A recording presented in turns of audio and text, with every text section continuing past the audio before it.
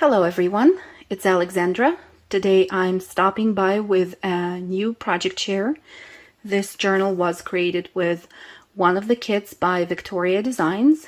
The name of the kit that I used for putting together this project is called Da Vinci's Sketchbook. There are lots of page designs and ephemera included in this kit. I will link you to the product in the description box down below. Without further ado, let me just show you the journal that I have right here.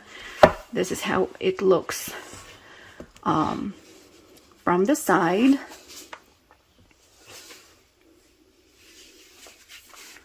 It has 3 signatures. The spine is embellished with decorative chain stitching. Let me show you the cover once again. The cover is wrapped in fabric, and to get this wonderful color and texture, I painted the fabric with the acrylic paint and then distressed it with some sanding paper and added gold wax accents. In the tutorial, I will show you from start to finish how to create the cover. I really like how the burgundy color matches the colors of the papers which are inside, and we will also see it just in a second. But I mean, everything from that wax seal to the worn out burgundy book cover of this journal is just beautiful. The back is quite simple. This is how it looks like. And then here on the spine, I also added a little label that says Da Vinci. By the way, on the cover, you will not see me adding these cut out letters in the tutorial. I did that a little bit later on because I realized that the I letter in the word Vinci was actually covered by the pair of compasses. So I added another I on top, and then it just looked a little bit strange to me that there is only one I like this on the cover. So I went ahead and added 2 more letters, and I really like how this looks right now. So this is the first page of the first signature, and here on the inside of the front cover you can see that we have a few pockets. There is one for larger journaling cards, and I have 3 inside that pocket, and there is also a narrow pocket for this quite long narrow tag. I have also added some ephemera pieces from the cut apart sheets, and I added this label that says artwork, and I just layered a piece of muslin under the label. So as I have mentioned before, there are 3 signatures in a journal, and there is also a little notebook that I included in this project as an extra. This is quite a thin notebook that I'm going to show you at the end of the overview. So let me just quickly flip through the pages of the journal so that you can get a notion about the color scheme of this paper pack and about the designs. The page designs include lots of Da Vinci's drawings and some illustrations from different books which were written about this great artist. There are some journaling cards in the envelope right here, and the journal has 3 envelopes of this kind. Each signature, as a matter of fact, has 1 envelope so that you can store leftover pieces of ephemera inside of each envelope. On the back side of the envelope, there is a pocket for even more pieces of ephemera. Here I have added just a few ephemera pieces from the pack. There are more journaling cards hiding behind this corner tuck pocket, and I added a pair of compasses as a finishing touch to that composition. Here we have a journaling card with a tag, and there's this drawing of a woman. In the frame, another tag is clipped to the page from that side. Another cluster of different elements on this page right here. And as you can see, each printed page is followed by the either tea-dyed or another kind of page that I have added to the signatures. Here we have another tuck spot. Love the graphics of this kit, and I absolutely love the vintage colors. They look great and are printed really nicely. I have added some ruffled muslin strips to some of the areas on the pages. Here there is a second envelope in the second signature, and on this side there are just 2 tags inside the pocket. Here I have clipped an envelope to the page. There is nothing inside of it, but the envelope itself is a printout, which is included in your paper collection. It's really, really beautiful envelope. Here is a large journaling card with an image of Mona Lisa.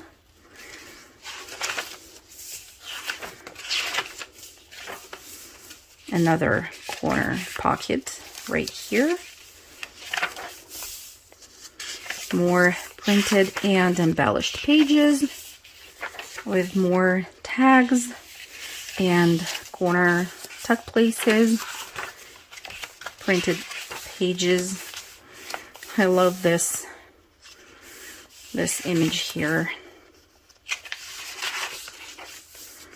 So really the kit is very specifically themed, but all of the Da Vinci fans out there, and those of you who like this antique feel of the kit and the journal, I really hope that you will enjoy following this tutorial and creating a journal of this kind for yourself.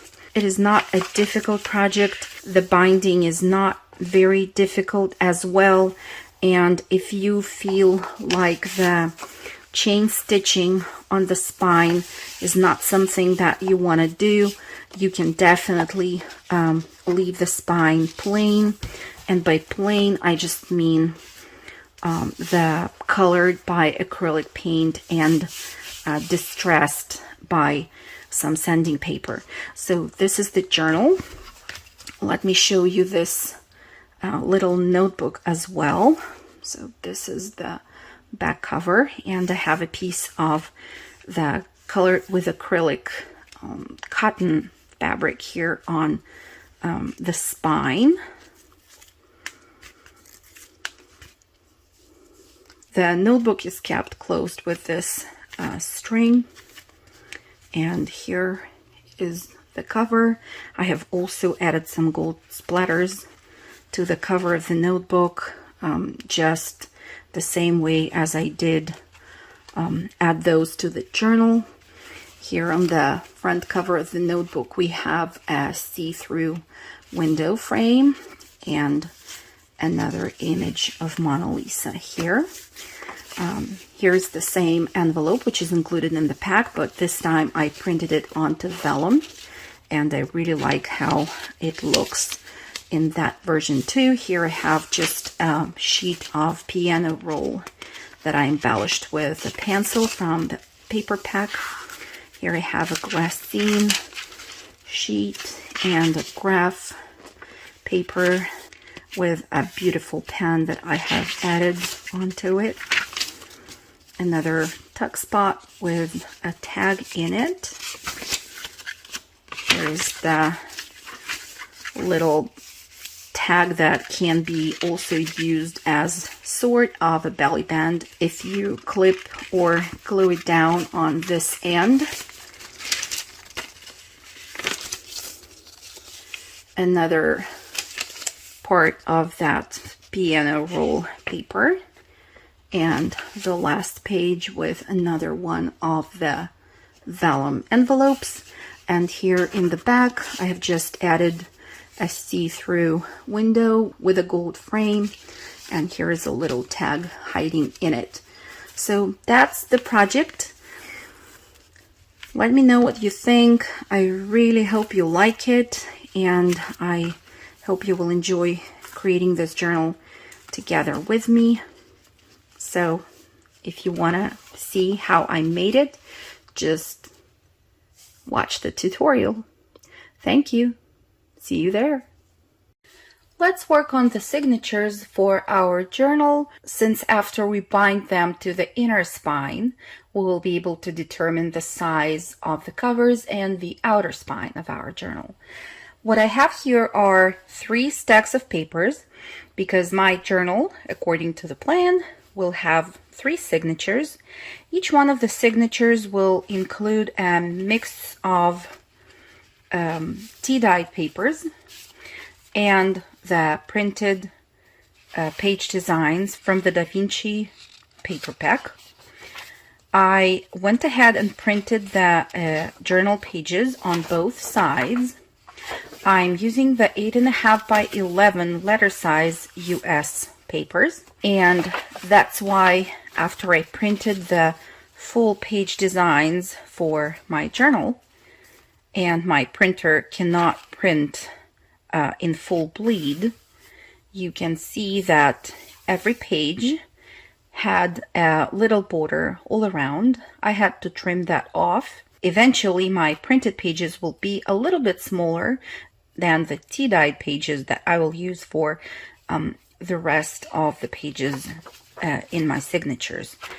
I went ahead and printed the full-size page designs, and I have all of them here. There are 24 designs of the pages in the back, so obviously to have enough for my journal, I printed some of them twice. And each one of the signatures will have 6 double-sided printed page designs, as well as 5 sheets of the tea-dyed papers. Now I also want to add to each one of the signatures an envelope for storing pieces of ephemera that I probably will want to put in there. So I have 2 of the envelopes already made, and I will show you how to create the third one for the third signature. Let me show you the starting point, right? So this was the tea-dyed 8.5 by 11 sheet of paper that I printed onto that design that I wanted, and then I scored this paper on the long side at 4 inches and at 8 3/4. It will be folded then like so, and to get the notch I used the envelope punch board. I love to use it, and I punched at 2.5 inches from both the left and the right corner of the paper. You will need to just flip it to the front and then to the back to punch both, to punch from both sides, and then just to cut off the section in the middle to create the notch. And you can also see that to the back side with the printed design, I have added a glassine pocket and it is glued along the 3 sides here, and it is also glued around 3/4 of an inch away from the bottom edge of the envelope. And that's because once I assemble it, I want to add the muslin fabric strips to the sides and also to stitch on top of them. So I want the glassine envelope to be a little bit higher than the edge of the fabric. Okay, so how we will attach this envelope to the signature. For that, we have a cut right here, right after the 4-inch wide section of the envelope, and I have cut right along the score line, leaving about 1/2 inch away from the top and the bottom. And then I took another piece of tea-dyed ivory cardstock, and just, you know, to add some decorative touch to it, I used again the envelope punch board to punch on 1/2 of the hinge, and this hinge is 1 1/4 inch wide, and it is long enough for you to be able to slide it into the cut opening on our future envelope fold. And in my case, it is 7 inches long. Let's start assembling this. Oh yeah, and I also stamped just some random stamp designs on both sides of the wider half of the hinge. I will now just take my hinge like this, and I will slide it into the opening of the future envelope, and then holding everything together, I will open the envelope and once again align the hinge inside of it, and I will just make sure that everything stays flat. So I will burnish using my bone folder and apply the glue on top of the hinge like so. And now I can glue everything down and seal everything closed, making sure that I slide the hinge inside the envelope once I fold it. Once again, I will use my bone folder. Okay, now this hinge is glued down to the envelope on one side, but we still have that opening right here. So to seal this one closed as well, I will apply a very thin amount of glue right along the cut.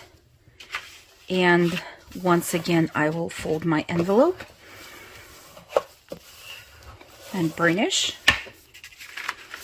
and this is how it will look like. Next, I will take 2 strips of tea-dyed muslin fabric, and each one of them is long enough to go from the very corner of the envelope up to the fold. I will go ahead and cover this area with the glue with my fabric strip like so.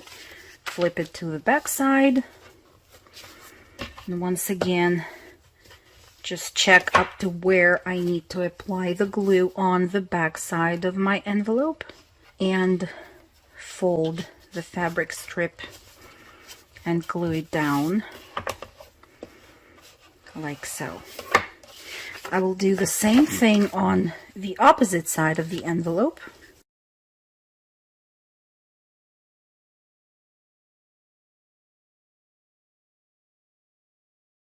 This is what we have right now, and then I will take it to my sewing machine and I will zigzag stitch right on top of the fabric strip on both sides, and then get back to you.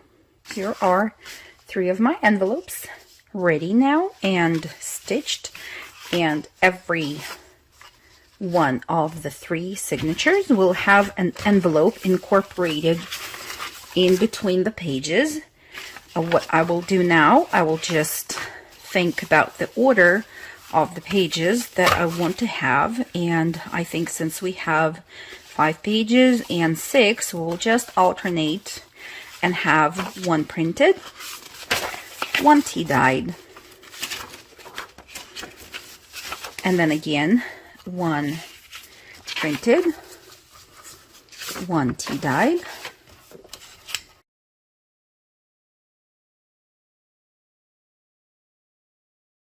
I think I will add an additional sheet to the middle of the signature, since I like to have the printed design covered with something else in the middle. And I will use the fine parchment paper. That's the one that I use, and I absolutely love this yellow, or as they call it, gold color of the parchment paper. So each one of my signatures will also have just a little pop of yellow in the middle. I will build my remaining 2 signatures the same way as I built this one and get back to you. Okay, my signatures are ready. 3 of them are here and they look like this. I will put them aside for now and work on the inner binding that I will stitch my signatures onto. And for the binding, I will first of all need a piece of cardstock. I'm using the craft colored cardstock from the Park Lane brand. Here it is.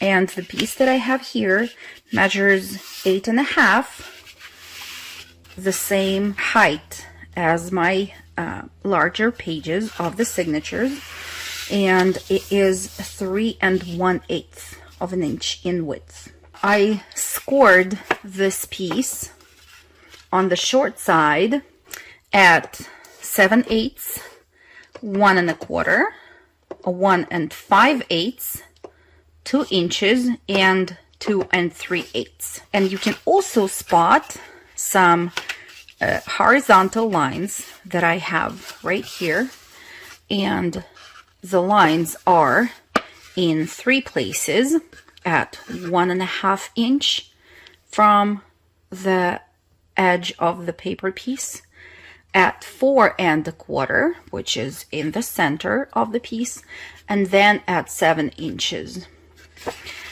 And you can also see that I marked with a pencil the future places for my holes, and they will be in the intersections of the sketched lines and the scored lines that we have between the side flaps. I will now use my poking tool and poke these holes through. And of course, before we stitch the signatures onto this inner spine, we need to somehow reinforce it, because this piece for now is just a plain cardstock. I like to cover this piece of the inner binding with another piece of either cotton fabric or muslin. For this specific journal, I took a piece of plain white cotton and I colored it with the acrylic paint.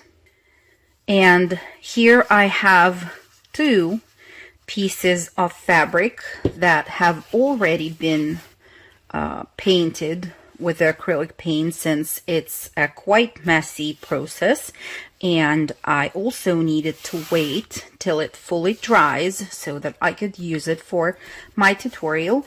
And there is also another piece of that same white cotton fabric that I painted again with the acrylic paint. I took about 1 spoon of the paint, put it into the plastic cup, and added 1.5 spoon of water, painted this piece of fabric, and then I didn't have enough of paint left, so I had just to add some more water into what was left in the cup, and that's why the shade of these fabric pieces is slightly lighter.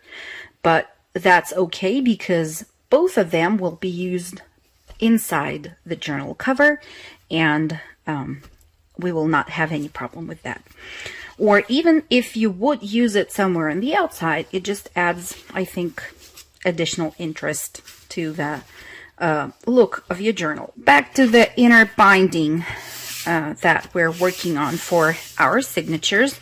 I have that cardstock piece right here, and I will take the piece of fabric.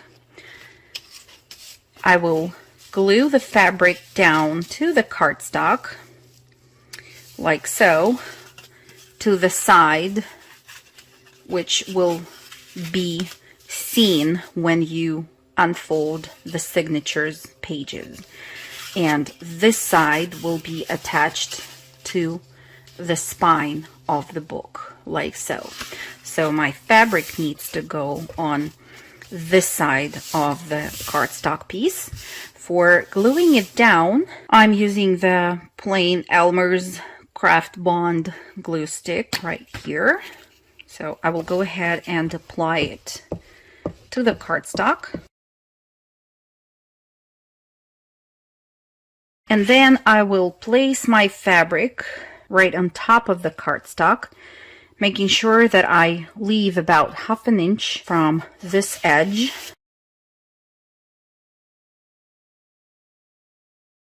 I will now go ahead and add more glue to this edge right here so that I can fold in this flap on top. And then on this side, you can decide if you want to trim this piece or glue all of it down to the back of the inner spine. I think I will trim it, maybe use this leftover piece somewhere inside the journal. I'm still not sure.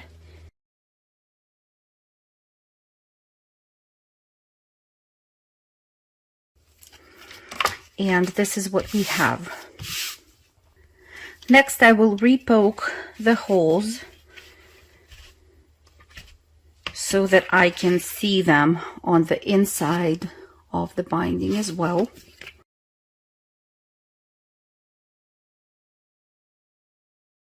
Next, we will be poking the holes in our 3 signatures, and for doing that, I have prepared a template with the holes already poked in the template, and they are once again at the same places where we had them on the binding piece. And just to remind you, it was at 1.5 inch, 4.25, and 7 inches. So I will be using this template, and I will take my first signature. I will make sure that all of the pages are positioned the way I want, and the pages which are shorter, I will just make sure that I center them from the top and the bottom of the larger pages. And yeah, so far so good. Nothing moved. I will hold them together and use a clip to hold them even better. Okay, just like so. I will take my punching cradle And I will now go ahead and poke through the holes in my template and in the pages of the signatures, like so. I will repeat this process for 3 of the signatures and be back. Once we have the holes pre-poked in each one of the 3 signatures that our journal will have, we can start sewing them to the inner spine or to the binding of our journal. And for sewing them, I'm using the heavy duty upholstery thread from Coats, and the color that I have here, just in case you were wondering, is 8960. I usually take a bit more than 2 heights of the page. I have 1 thread with a needle here ready, so I will take my first signature, I will open it and put the needle with the thread through the central hole, and then I will use the clip to hold the tail of the thread. And now I will find the first row of holes and go again through the middle hole in the binding. Then from the back I will go to the top hole in the binding, and then from the back of the signature pile through the top hole to the inside of the signature. Next, I will go through the bottom hole in the signatures from the inside, and then through the bottom hole in the binding, just like so. And always make sure that you have a good tension of the thread right here. Now next we have to go back through the middle hole again, and once we do that and pull our needle back through the signatures, I just want to make sure that I come on the other side of the thread that I have in the center, because right now I will have to pull by the tails of my thread in order to, you know, if you want to just center it and make the tails equal in length. And by slightly pulling those tails, I am making sure that I attach the signature tight to the binding. Once you have that done, you can go ahead and tie a double knot and pull the tails of the thread every time when you do that, just to make sure that everything is attached nicely and tightly.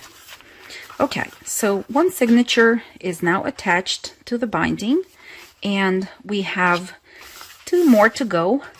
I will stitch them to the binding the same way as I stitched my first signature. I will do that off camera and then get back to you. And here we have it, 3 of our signatures attached to the binding. You can now add just a bit of glue, and I like to use sticky glue for this, and add a certain amount right on top of each one of those threads on the back of the binding. And then I just spread this glue with my finger and leave it to dry. While it's drying, we will work on the cover of our journal. And just before I put this piece aside, I want to measure the width of the spine. As you can see, I have folded the side flaps of my inner binding, and that leaves me with 1.5 inch width of this area on the spine. Okay, so now let's work on the cover. I have 2 pieces of chipboard, and to determine the size of the covers, I of course needed the larger page of my signatures, since I was using the 8.5 by 11 inch letter size papers. Is the US standard size of the papers. Once folded, this page will measure 5.5 by 8.5 inches. That means that the cover of my journal, of course, needs to be larger than the page, and I like to have about 1/8 of an inch more at the top and at the bottom of my pages, and then slightly wider area on the side. For that reason, both of my cover pieces measure 8.75 by 6 inches. For connecting both of the front and back covers and creating the spine, I have here a piece of cardstock which measures 8.75 long by 3 inches wide. And then on the short side, I scored it at 5/8 of an inch from the left and the right hand side. And then all that area between the 2 first score lines is scored at every 1/8 of an inch. Then this area between the score lines is 1.75 of an inch wide by, of course, 8.75 of an inch long. And for reinforcing that area, I took another piece of the same craft cardstock and glued it down to the middle section of the spine. So this area here in the center is thicker than the side flaps. And once you glue that 1.75 by 8.75 piece of craft cardstock paper down to the first cardstock piece, make sure that you once again score at every 1/8 of an inch on top of that too. We are ready now to glue the covers, the chipboard covers, to the flaps of the spine.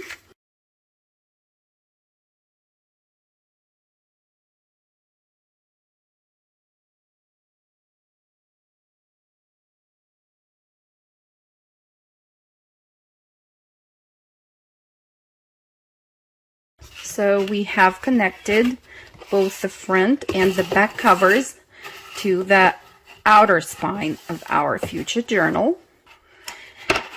If you try to put your signatures inside the cover now, you will see that the outer spine of the cover is wider than the inner spine of our binding, and that's because I want that outer spine to curve just a little bit once the journal is done and complete. I will now just break the fibers of the craft cardstock a little bit, and I will curve this section a bit more using my fingers. This is what you'll have. So now we are ready to wrap the cover with the fabric that we have prepared. And this is the piece that I have previously showed you already. You can see that it is longer than I need. I want to have about 1 inch borders on all 4 sides. On some sides, it will probably be wider, but that's okay. I will just go ahead and trim on this side right here so that I have only 1 inch fabric flap to be able to wrap around the chipboard cover.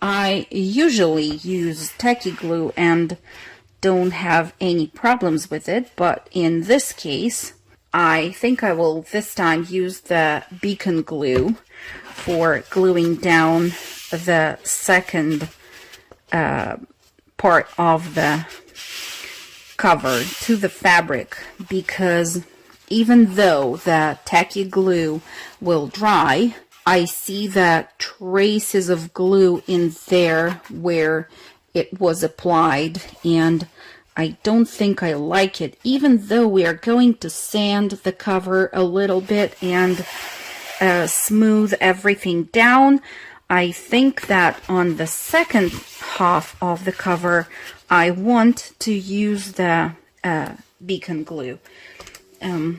So let me just apply that to the spine and to the cover.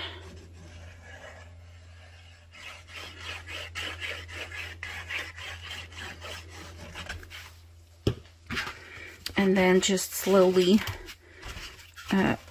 glue first the section of the spine and then the rest of the fabric to the cover. And let's make sure that we can fold everything. There is no tension. You will need to use your bone folder and smooth the fabric down in the area of the spine.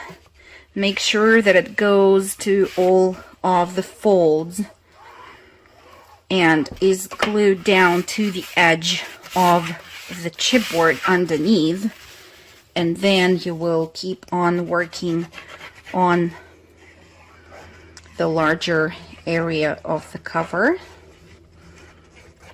And I'm just reapplying some glue because it dried while I was working on that spine. Okay, so once again, I just make sure that I smooth everything down and burnish nicely. And then I will leave the cover to dry for some time. Once it dries, we will go back to the cover and work on the edges of the fabric. So I will start to glue down the top flap first.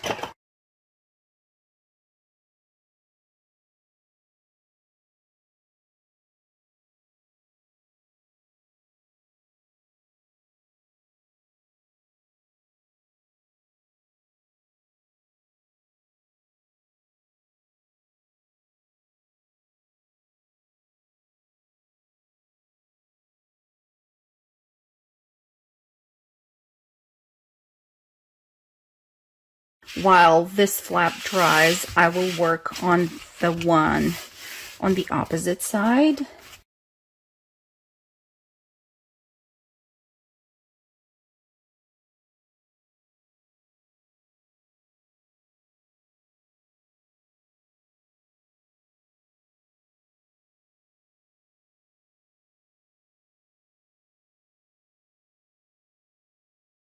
Now let's work on the side flaps here. I'm going to take my scissors and cut on this side of the fabric flap right along the edge of the chipboard, but leaving about 1/8 of an inch from the edge in there. And then I will trim this little piece of fabric. I will do the same on this side. Now I will put something under this fabric just to make sure that I don't mess my working surface, and I will apply some glue in the corner only for now to begin with, and then I will fold this fabric piece at an angle like so, making sure that I glue it down right next to the edge of the chipboard in there. Use my bone folder to smooth everything down, and do the same with this corner.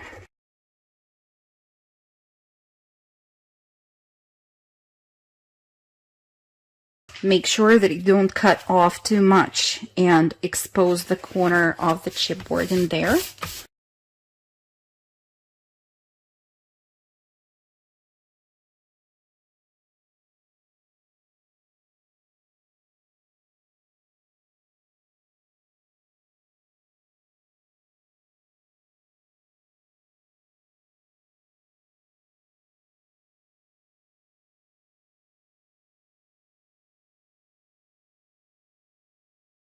This is our cover.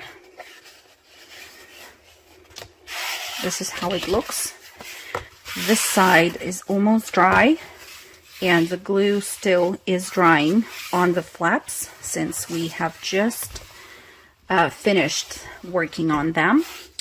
Next, I want us to take some sanding paper or a sanding block or a nail file, and we're going to rub the sanding paper on top of the fabric surface, and you can see how instantly the look of that cover will change, and it will start to look really nice and shabby and worn out.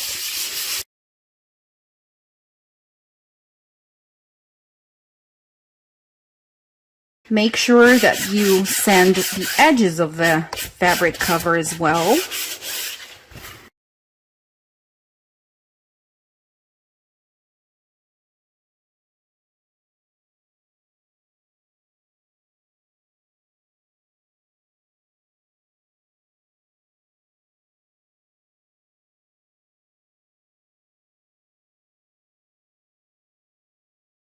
I want to create that decorative chain stitch on the spine of my journal. So for that, we will need a template. This is how my template looks like, and you will be able to find a picture of this template in the post on my blog. I will link it in the description box down below. And for now, let me explain here what I did and provide you with some measurements. So this template measures 1 3/4 wide by 8 3/4 long, and this is exactly the width of our spine right here. So this template fits nicely between the two covers of our journal. And then what I did, I punched out the holes in this cardstock piece using my punch screwdriver, and this is the tool that you might have seen in my previous tutorials. Once you have all the holes punched out, you're going to punch them the same way in the spine of your journal. And for that, of course, you will first have to transfer them to your journal. So I'm using a Sharpie marker, and I will mark all of them on the inside of the cover. Here we go. Next, you will have to protect your working surface and punch each one of those holes again. I will be using this tool, but you can go ahead and use the big bite as well.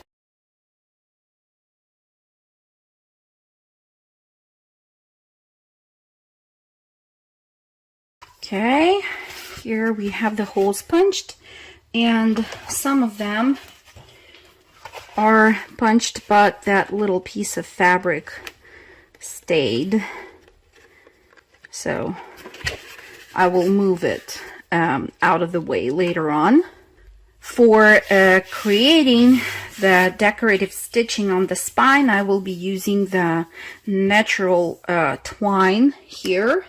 I will cut a piece of twine, which is 30 inches long to begin with.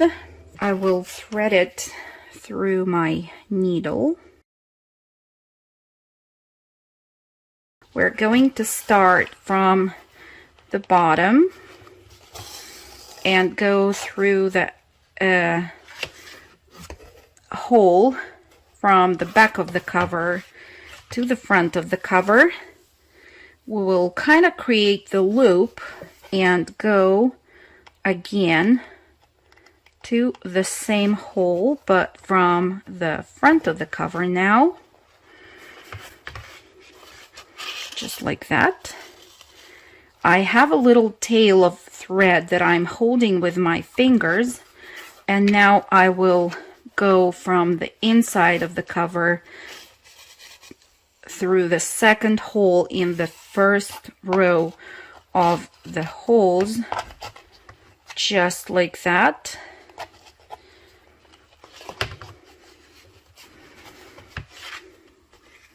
And this is what I'm going to have.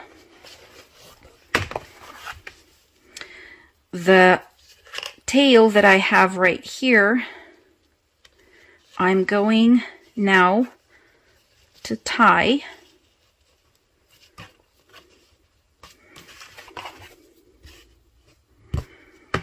so that I don't have to hold it tight anymore.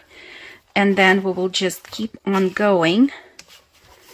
We will go through the same hole from the front of the cover now. And I am trying not to poke the thread, but to go with my needle just next to it.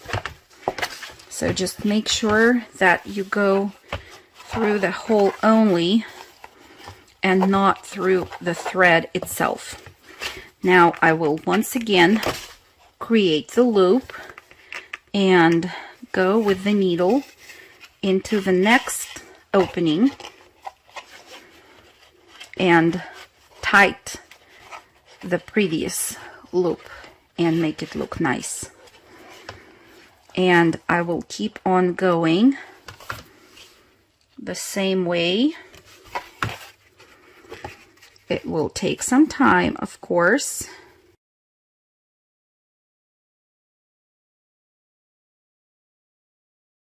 And just make sure that you arrange the loops so that they're straight. And just keep on going till the end of this row. And I will show you how to secure your thread at the top there. Okay, so this is how our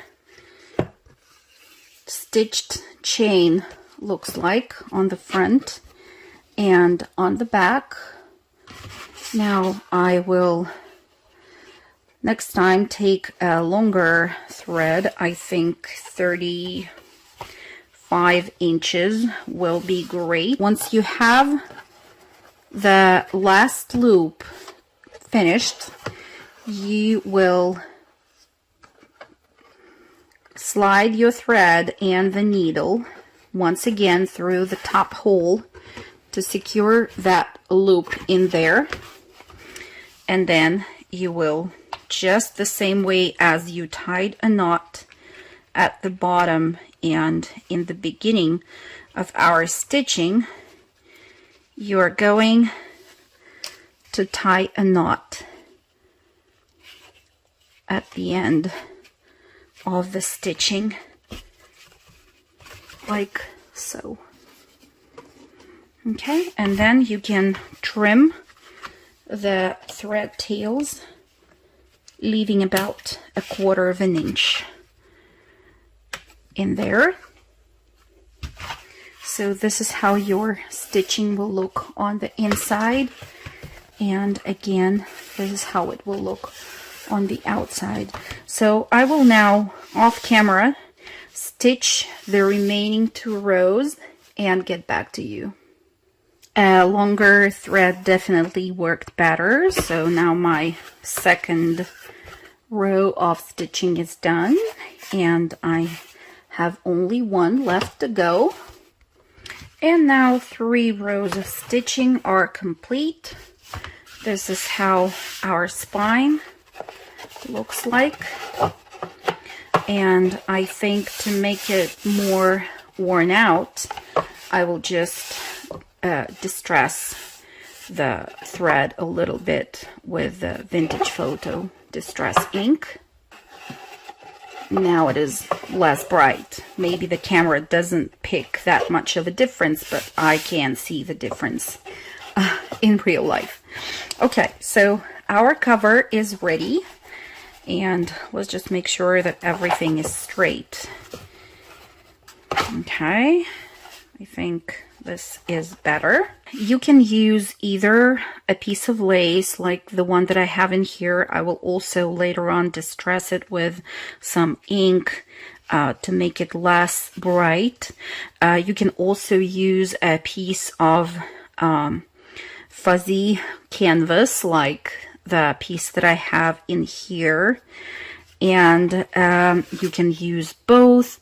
It just all depends on the look that you want to achieve, and on the look that you need to match the style of your journal. I think for this cover I will use both a piece of trim and that piece of canvas that I have in there.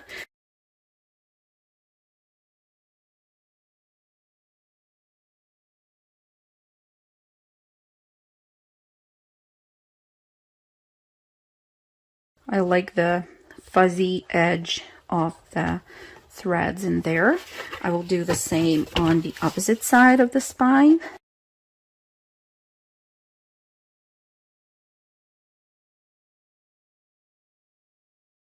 Okay, so this is what we have. I planned to stitch the fabric and the lace to the spine of my book using my sewing machine, but for some reason it didn't want to work properly. So I just poked the holes in the spine using the sewing machine. And now, as you can see, I am using just a plain needle and thread and stitching through the spine manually, since I already have the holes poked, and it would be strange not to have any thread going through those holes. But if you don't want to do it, I would recommend at this stage just to leave it as is and rely on the glue that you used for holding everything in place. I'm done now. Like back in the old days, I stitched my cards manually before I was able to get myself a sewing machine. So I kind of remembered now about those days. Okay, so next I want to cover this section of the spine, although it will be on the inside and we will have our signatures attached in here. But you know how sometimes you open the book and then you see what's there on the inside of the cover. So to hide all the threads that I have in here, I prepared a piece of fabric which is a little bit narrower than the spine, and I'm going to glue it down right on top of all of those threads, and I just want to cover this whole section.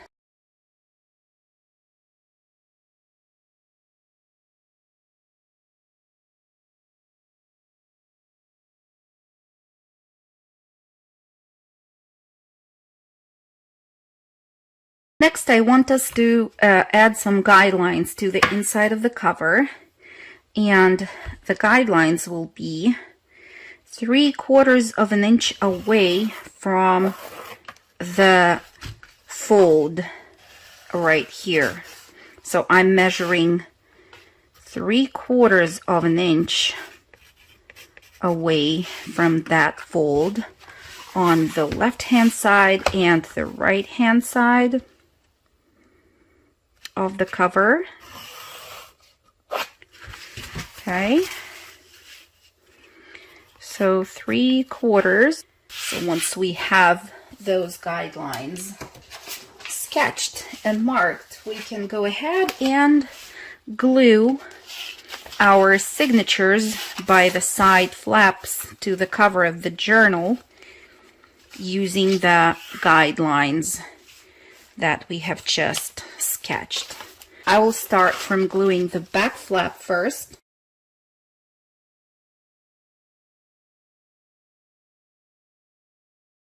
I'm going to glue my signatures down to the cover. Make sure that you leave the signatures and the cover alone for now till the glue dries.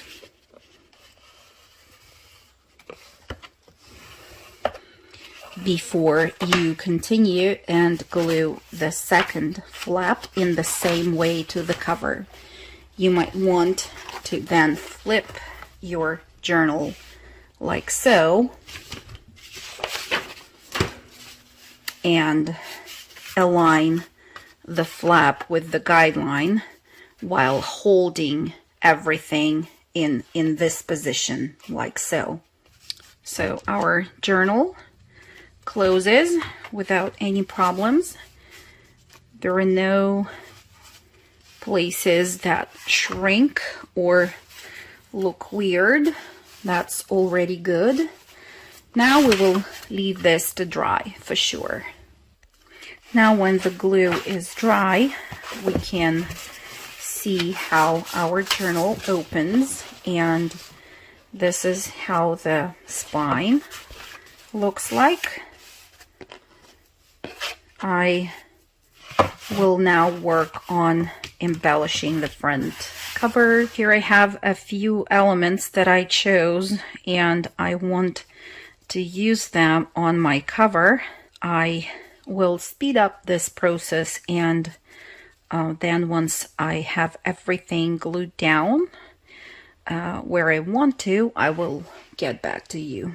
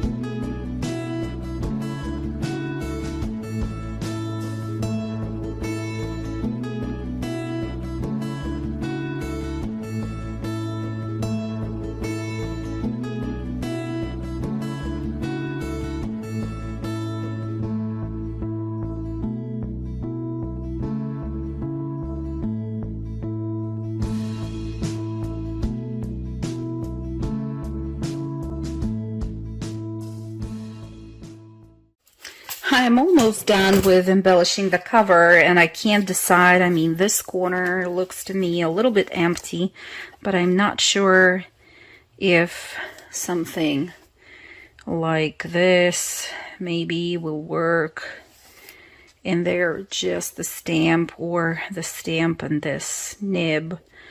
I don't know. I'm going to think about it and look at the cover for a couple more times later on in order to decide. Anyways, this is how it looks right now, and I have added the brad in here. The labeled journal is attached to the cover with the brads as well. I have also attached the second part of the closure to the back cover and added a brad and covered the tail of the fabric with a few pieces of paper elements. I have also added my label, and this is the front cover once again. That empty corner that looked empty to me, this is what I decided to add in there. It's just a little label that says Discover, and I added a mini staple, the Tim Holtz one, in there just for some extra touch. I also took off that paper wax seal and made an actual wax seal of my own with a blank stamp pad, and then I added the punched out letter L from the collection into that middle area of the wax seal. And what I want to do next is to take the metallic wax from Prima and just add some accents in the corners of the book and along the edges, because as you can see, I have added some gold splatters, and I thought that the metallic wax will just add to the whole look of the journal. So I will now take my time and add the wax to the areas that I think need to have it, and get back to you.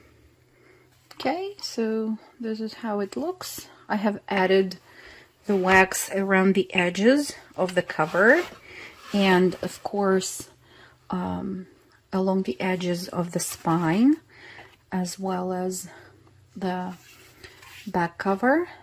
I have also applied some to the corners of the cover on the inside and along the folds right here, because these areas will be seen even after we add pieces of paper.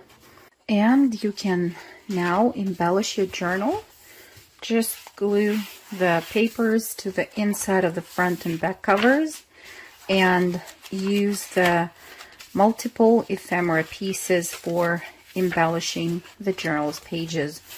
I have included a full flip through of this journal in the beginning of this tutorial, so if you need a reference you can always go back, and you can also visit my blog for the detailed pictures of the journal's pages, as well as the details of the cover if you want to go back and have a better look at everything. Let me show you guys how I embellished the inside of the front and the back covers, and I will also pop a picture for you. I will just pause the video and have the picture for you with the measurements of the papers that I have used for adding some pockets to the inside covers. So both of them are made the same way. There is a piece of decorative paper matted onto a layer of craft cardstock, This is the first layer. Then as a second layer, we have this pocket right here, the vertical one. It was made the same way as the large layer. And then we also have here a horizontal little pocket for a tag.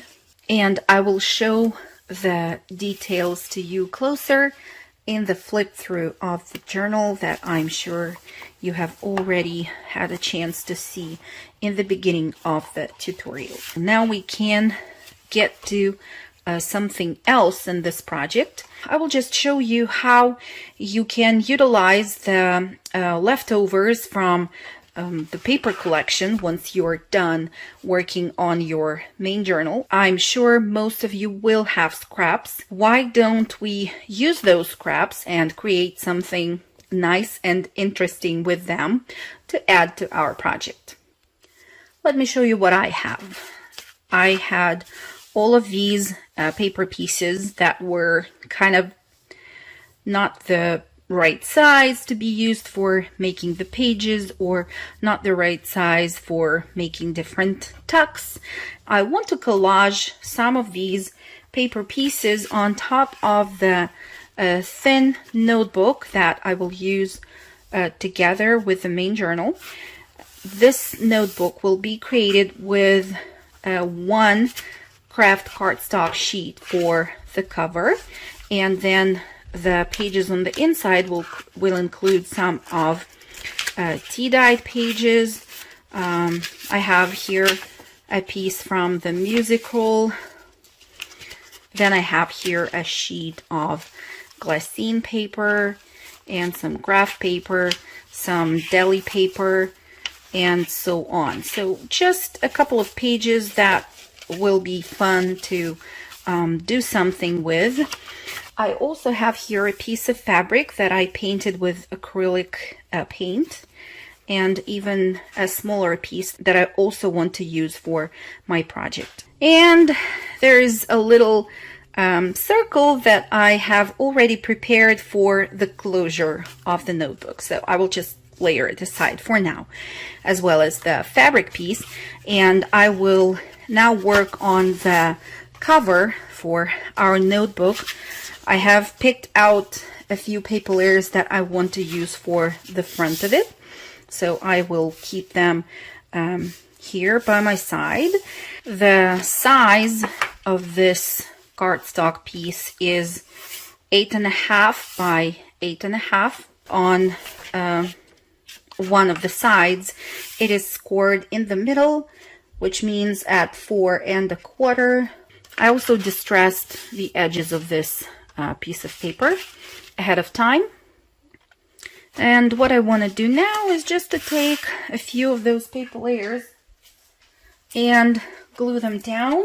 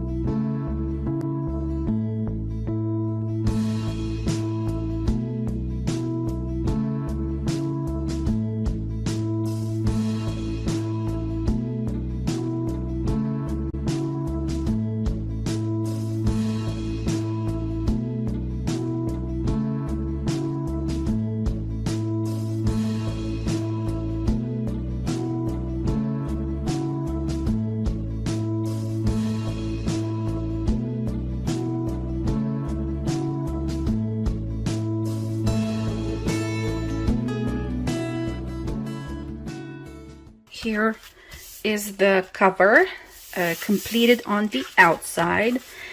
I want to add like a window to the corner of the cover right here, and I want to add an acetate piece in there, and then to really frame it with the darker brown cardstock. So as you can see, I just took a scrap piece of craft cardstock and punched out a 2-inch circle in it.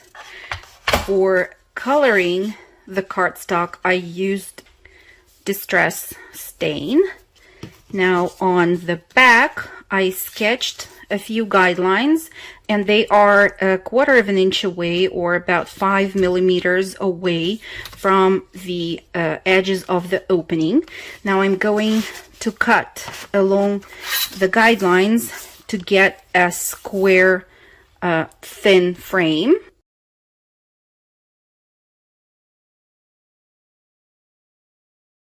Like this. If you have a die, you can control more where exactly you want the opening to be. I will use a punch. That's why I just know that the opening will be offset somewhere to the top corner of the cover. So before I use the punch and actually punch out the opening, I want to glue down the matting pages to the inside covers of this notebook, and I am using really thin printing paper for this purpose. Since I will be using a punch for punching the opening out, I will now go ahead and glue this paper piece only in the corners, just to make sure that it stays in place while I punch the opening. So I applied just tiny drops of glue, and I will now glue this paper layer down, making sure that it stays in place. I can even use a paper clip to hold it at the bottom. And now I can take the punch and just position it where I want my opening to be, and punch the opening out. Now I will take a piece of acetate, and here I'm using a thin acetate. Sometimes you can purchase it in thicker sheets. I'm using a thin one. Here I can show you the packaging of this transparency film from Staples, that you can see the thickness of this acetate. I will slide the piece of acetate eventually between the 2 layers of paper that I have in here. But first of all, let me glue down this frame.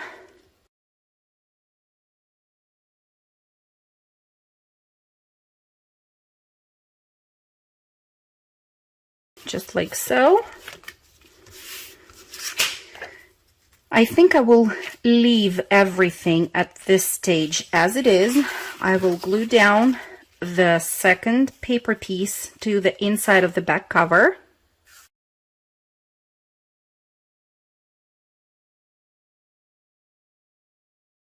This is still not glued down, which is fine. I want now to get back to 2 of these fabric pieces that we have. I will glue one down in the middle along this edge right here.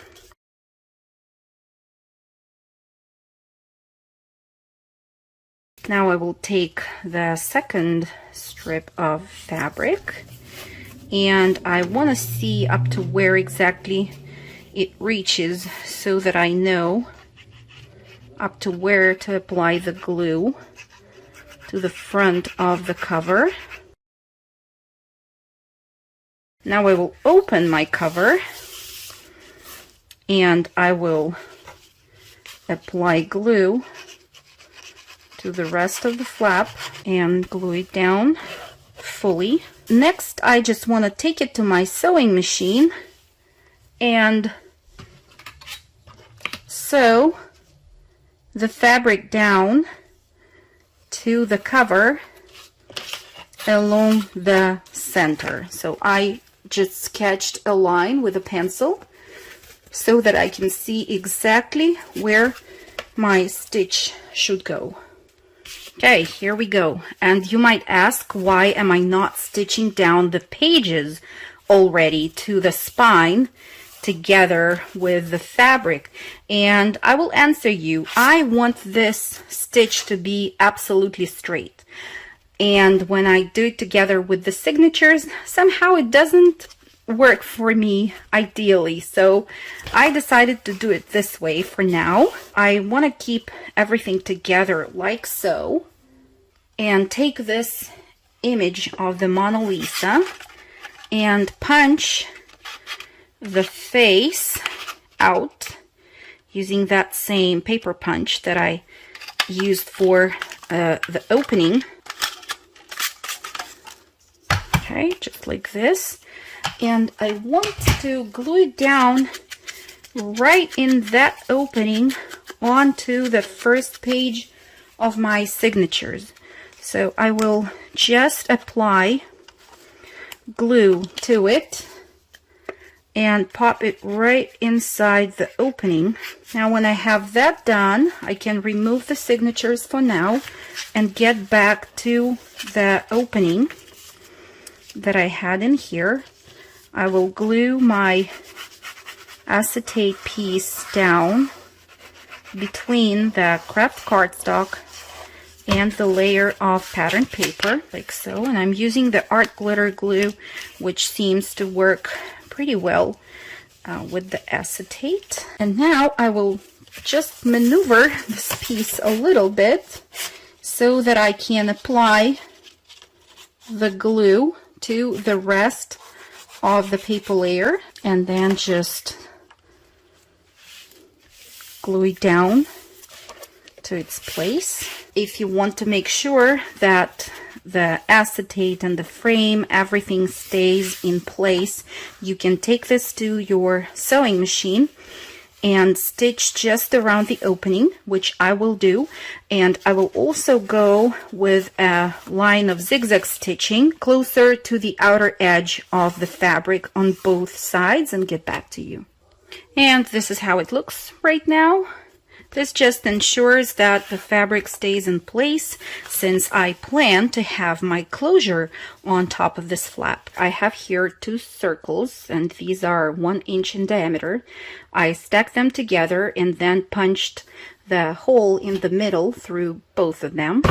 Now I will take the twine, slide it through the hole in the flap, then I will put my top circle through that hole and cover it with the circle in the back. Actually, it will be even better if we glue this back circle down to the fabric.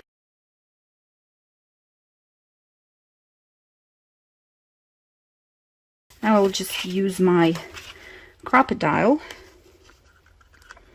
to set the eyelet in place. And since we have that extra piece of paper right here, it will hold the twine down and everything will stay in place.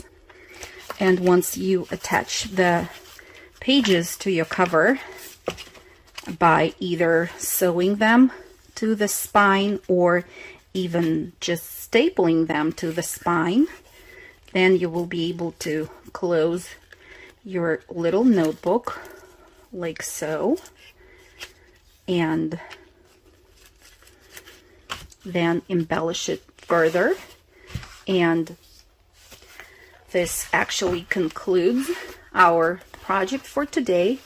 I hope you enjoyed it. I hope you will give it a try. If you have any questions, as usual, I'm here. You can ask your questions in the comments.